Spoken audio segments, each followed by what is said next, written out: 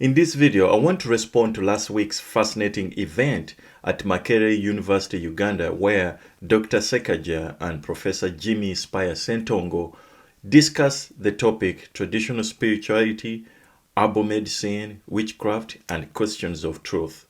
The event was a massive success, attracting over 2,000 people in person, another 600 online, and as of yesterday, the 5-hour recording has already been viewed more than 10,000 times on YouTube. The dialogue offered a rich diagnosis of systemic issues around health, disease and illness, science, spirituality, culture, and ancestral spirits. If you haven't watched it, I highly recommend you do. It provides a vivid glimpse into our collective African mindsets, the kind you rarely encounter in books. I've included the YouTube link in the description box below.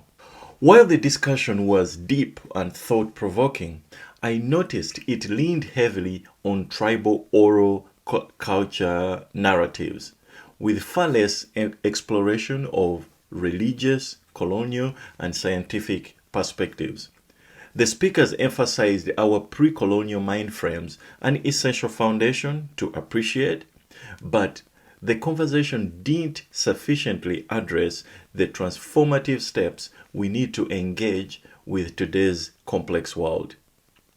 Despite the eloquent passion for cultural identity, the discussion would have benefited from engaging more robustly with the conclusions in my first book, The Fourth Heritage, which is the personal agents and conscious choice needed to transcend the fatalistic mental structures we inherit from tribe, religions, and colonial models.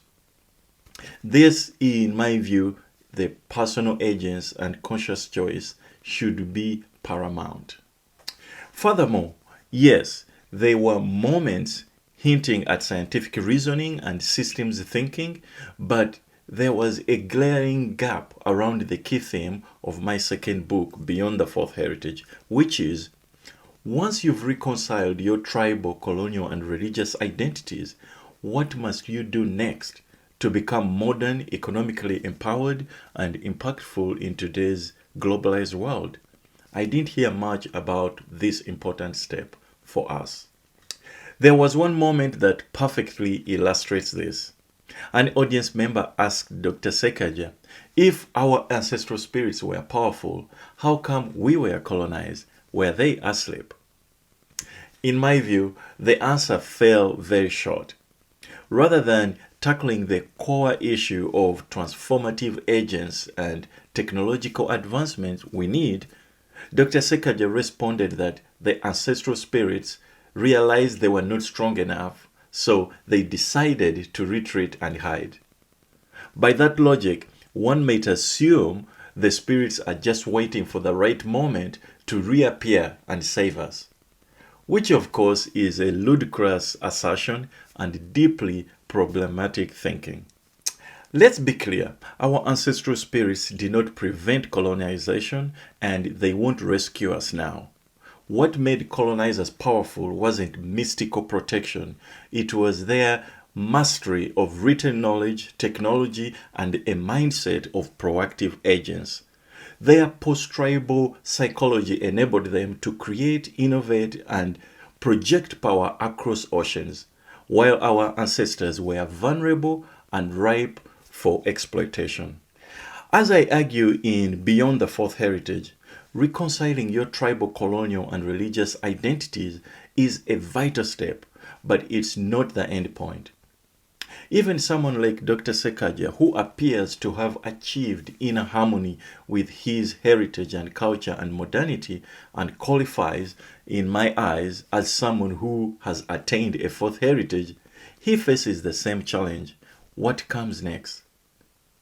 Feeling aligned with your ancestral spirits may bring personal peace, but it doesn't automatically create the institutions, research labs, or technological infrastructure needed to lift our societies forward. Culture alone is not enough. In fact, contrary to what Dr. Ssekagya emphatically stated, that you need to be aligned with ancestral spirits to prevent illness. I have lived in the village and I have interacted with our traditional people. It is also a fact that there are people deeply immersed in traditional spirituality who are mentally sick to the point that they are functionally unemployable due to mental damage from ancestral rituals. So they remain economically stagnant, socially immobile, and totally powerless to progress in today's civilization. Thus, it is also true that over-immersion in traditional culture spirituality can become a mental trap, hindering progress rather than enabling it. We are in a new era. The challenges we face today are not the challenges our ancestors of old who were colonized faced. Today demands new tools, new thinking, and new mental structures. I realize our education system and our socialization don't equip us with these things. So my two books is my attempt at creating new tools, new thinking devices that can help you structure your mind to be in line with the demands of the modern era. To illustrate for you, let's reflect on something I wrote about in Beyond the Fourth Heritage. I wrote that, what happened to the mighty Greek gods, Zeus, Jupiter, Apollo, and other spirits? Where are they now? These deities or spirits once dominated the Greek mind space. However, today they are relics of history, replaced by modern faiths and scientific rationality. When I visited Greece a couple years ago, I went to many sites that were dedicated to ancient gods, but there was no trace, just monuments. The Greeks have moved on and they don't appear to miss their ancestral spirits when it comes to progressing in the modern world. Likewise, you and I can be mentally healthy, spiritually fulfilled, and more importantly, equipped with a modern mindset that allows us to succeed and thrive anywhere in today's world. Spirituality of days gone by may not be a prerequisite. What is needed is for us to find a formula that can enable us transform so we can sit confidently at the table of modern civilization. I always tell those who come to read my books that in my view, most people fear greatness. More than anything, people fear to be great. That is why most people come up with excuses to complain, blame others, or stay eternal victims who put in as little energy as possible to progress beyond the realities we are born in. In my view, after you have figured out your identity issues, you must do the crucial next step. Create an individuated mindset that is in harmony with both the traditional, but more importantly, also with the modern technological ways of the world today. Then your transformative mind frame will make you dangerously competent in your speech, your writing, your job, and in any skills you put your mind to. For example, I know some young Ugandan who has attained this transformative mindset, and people who come across him, whether in Uganda or other countries, are offering him unsolicited opportunities and jobs.